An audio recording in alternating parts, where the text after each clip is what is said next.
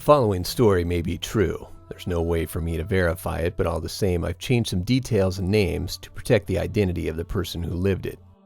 It was July of 2011 when Duke Little had an encounter outside of Polk City, Iowa that he'll never forget. It was shortly after 11 on a Friday night when Duke was driving his rusted-out 79 GMC pickup down a gravel road through a heavily wooded area.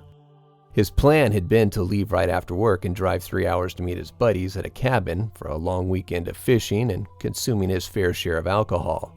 But it didn't quite work out that way. When a coworker called out sick, Duke's boss asked him to work a few extra hours to cover. Although Duke had plans, he could certainly use the money, so he agreed. So after the long shift, he raced home, hastily threw his supplies into the back of his truck and headed out.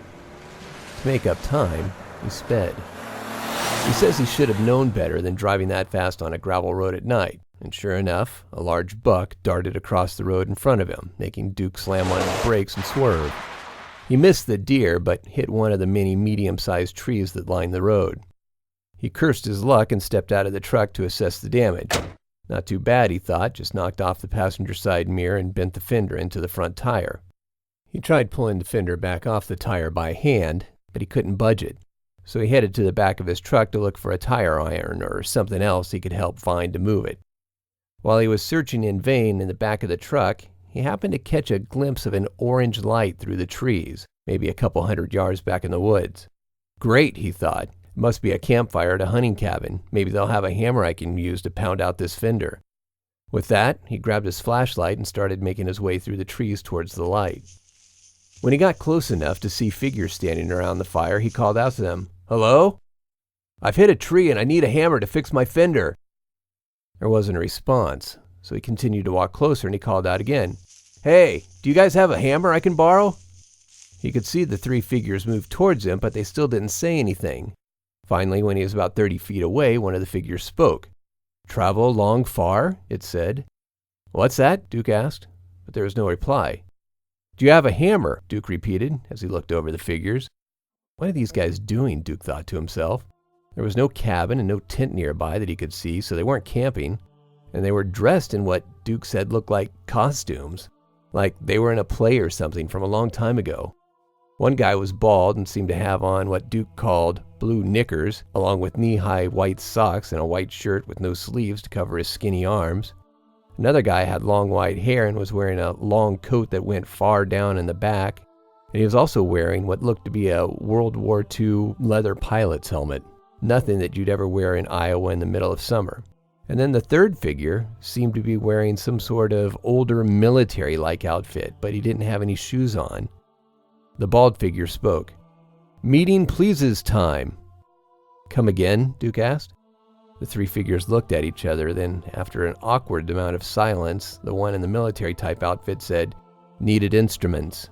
He didn't say it like it was a question, but Duke got the impression he was asking what he needed. "You got a hammer?" Duke asked. The bald one seemed excited by this question and spoke again. "Right passage on time." Then the figure in the long coat spoke too. "Arrived trip stop." Duke says at this point he was thinking these guys are either foreigners or on a weekend pass from a mental institution. So he tried one last time. "I was driving down the road over there in my truck and I swerved to miss a deer, but I hit a tree.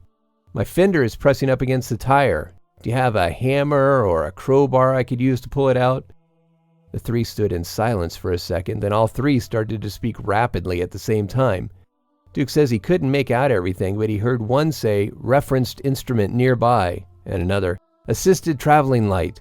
By chance time off." The rest of it was too garbled, Duke says. Then all at once they grew quiet, and Duke could hear the sound of a motor. He turned and he saw headlights in the distance on the road. He was relieved because he could tell these three clowns weren't going to be of any use to him. "I'll flag down this car," Duke said as he turned back around. But to his surprise, there was no one there. He called out into the darkness, "Hello?" But there was no reply. In fact, there was no sound at all. No rustling of leaves, no chirping of crickets or other animals, nothing except the sound of the car that was on the way. Suddenly, Duke said he felt very uneasy.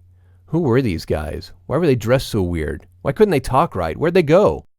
Then he noticed there was no longer a campfire. There wasn't even a trace of a campfire. He realized he didn't even smell a campfire this whole time he had been there, and he didn't see any smoke. Now he was just alone in the woods with his flashlight, and it was deathly quiet, except for the car motor in the distance. He said at this point he started to freak out a little bit, and he knew he had to get back to his truck. He instantly broke into a sprint towards the road. The car he had heard had now stopped at his truck. "Hey, over here!" Duke yelled. But there was no answer. "Hey!" Duke yelled again as he ran through the trees back towards the car. Then he heard a car door close and saw the car driving away. "Wait!" he yelled. But it was no use. The car was gone. When he reached the truck, he was exhausted, climbed inside to catch his breath, and tried to make sense of what he'd just experienced. He figures he probably sat there for 4 or 5 minutes when he looked up and he saw that the passenger mirror was now back on the truck right where it was supposed to be. "What?" he thought to himself. He got out to inspect, and sure enough, the mirror looked perfect. But not only that, there was no damage to the fender. It looked just the way it had before he hit the tree. Someone in the car fixed it, he asked himself. But how could they make it look like nothing happened?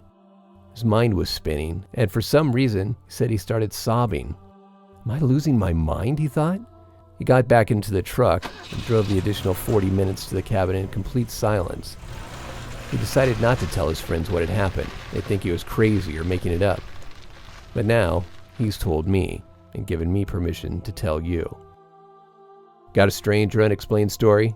Feel free to send me an email to the address in the description below.